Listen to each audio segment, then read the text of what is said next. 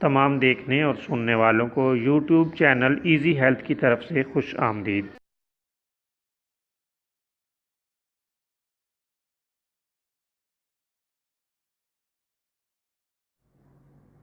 دوستو، آج جو ویڈیو ہم آپ کی خدمت میں پیش کر رہے ہیں، اس میں آپ کو گرمی سے ہونے والے اسہال اور دستوں کا ایک نسخہ بتائیں گے۔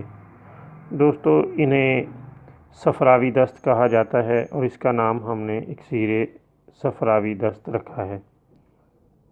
اگر صفرا کی وجہ سے دست و اسہال شروع ہو جائیں اور آنتوں میں خراش پیدا ہو گئی ہو تو اس کے لیے یہ نسخہ بہت ہی عمدہ اور بہترین ثابت ہوتا ہے۔